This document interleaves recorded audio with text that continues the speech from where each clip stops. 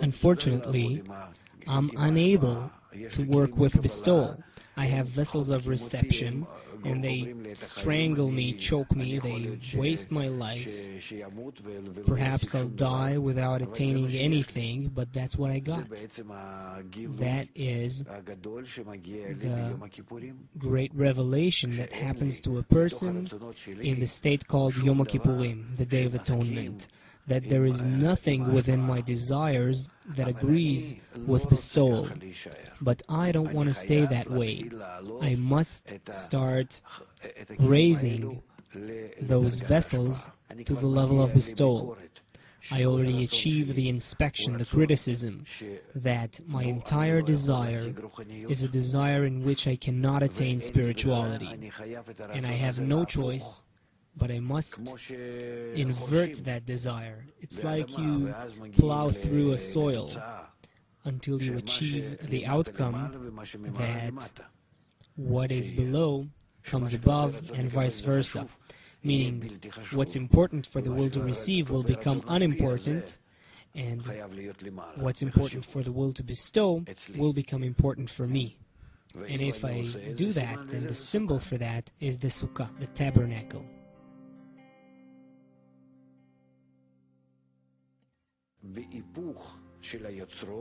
By the inversion of my elements, I build the spiritual kli, the vessel. It's not built out of something else. It's my same vessels. When I invert their importance from reception that was important to bestowal. And that means that I use my old kli to build the sukkah, the tabernacle. And the sukkah represents the new kli. It represents the will to receive that exists, me within it, with my ego and all that.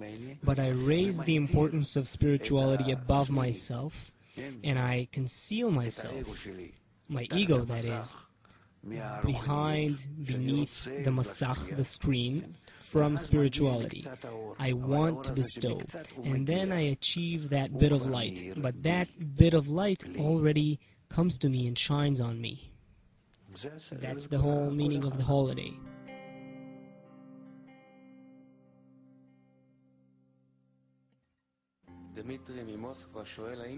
Dimitri from Moscow is asking whether sitting in a morning lesson is like sitting in a tabernacle.